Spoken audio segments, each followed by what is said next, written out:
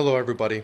Right now there is an absolutely brilliant professor named Jordon Peterson from the University of Toronto that is fighting for all of our human rights. From his understanding, Bill C-16 amends our Human Rights Act and our criminal code in such a way that our law is now determined through interpretation instead of legislation.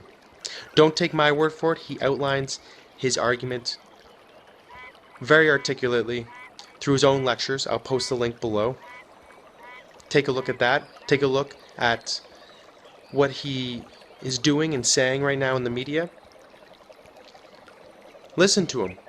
He is not a transphobic. He is not a racist. He is not a bigot. He's just bringing some of these changes in the act to our attention. Now listen to just a small part of his argument regarding Bill C-16's legislative changes. These are truly terrifying. Discrimination happens when a person experiences negative treatment or impact, intentional or not, because of their gender identity or gender expression. Okay, and that could be age, sex, race, etc. Okay, think about that sentence. Discrimination happens when a person experiences negative treatment or impact. Okay, so let's say negative impact. Well, so what that means is that if I say something that makes you feel negative emotion, or maybe even interferes with your happiness, because those are actually separate things, then you've experienced negative impact. Okay, now, that's bad enough, because it means that you get to decide when what I've said is not appropriate. But the worst part of it, and that's not so good, because you could misunderstand me, or maybe what I'm saying is right and you just don't like it, or, there's a whole variety of reasons you might get upset about what I say. So the fact that you get upset about something, that's negative impact, but that doesn't necessarily mean that something bad has happened. It might even mean that something's good has happened. I don't think I've ever learned anything in my entire life that wasn't preceded by some kind of negative impact. We always learn things the hard way. But the worst part of it is the next phrase. Discrimination happens when a person experiences negative treatment or impact, intentional or not. Okay, so here, think about this. As his arguments are very in-depth, I'm only going to be showing you bits and pieces from just one of his lectures today. However, I urge you all to listen to his lectures in their entirety, as he thoroughly articulates a number of reasons why we need to take another look at Bill C-16. The bill is being advertised to provide transgender people legal safe haven against discrimination, which of course in philosophy would be great. However, the described changes in the legislation itself will have much greater effects to our human rights, most specifically our freedom of speech. The changes in legislation enable judgment to be made solely in the interest of the persecution through interpretation of the evidence, which is absolutely frightening at best. Now let's go back to Jordon Peterson and hear what he has to say. Sexually explicit or other inappropriate comments, not defined. Questions, jokes, name-calling, images, email and social media. It doesn't say what email and social media content, just email and social media, which is another indication of the appalling level of literacy behind these statements. Transphobic, homophobic, or other bullying, sexual advances, touching and other unwelcome and ongoing behavior that insults, demeans, harms, or threatens a person in some way. Alright, so the first thing you might note is that this has been written to cover the broadest possible range of possibilities. That's the exact opposite of what good legislation does.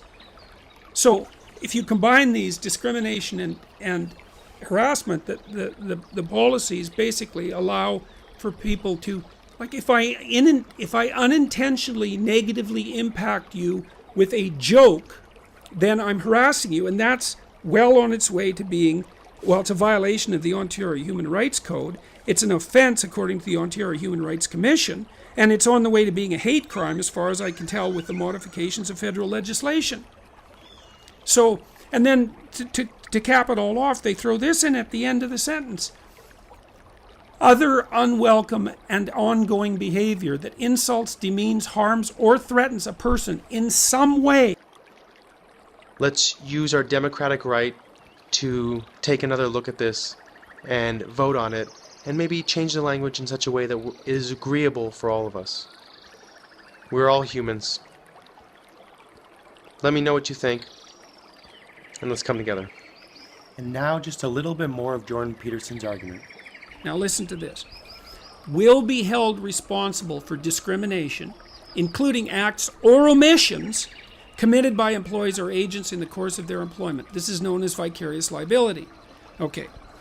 Responsible parties violate the code. Now this is where it gets horrible, I think.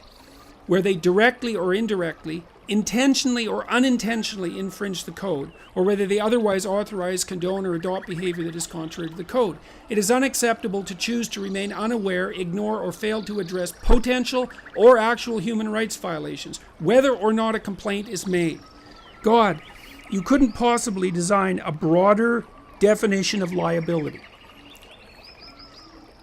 Potential or actual human rights violations, whether or not a complaint is made. Okay, so does that means that you have vicarious liability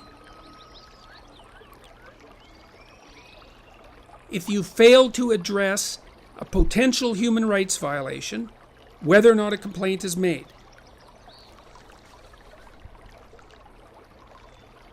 The only thing I can say about legislation that's written in this manner is that it seems to me to be consciously designed to get as many people in trouble as possible. That's it. It's designed to get as many people as possible in trouble at the same time. I would like to note I've only shown you a small part of his argument, and I strongly urge you to learn more about Jordon Peterson.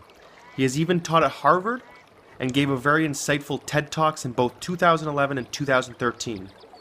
He's absolutely brilliant in the field of psychology, and he is currently caught in a media storm in which he is being wrongfully accused as a transphobic, racist, a bigot, and ironically whatever awful pronoun his misinformed accusers want to use. And he needs our help.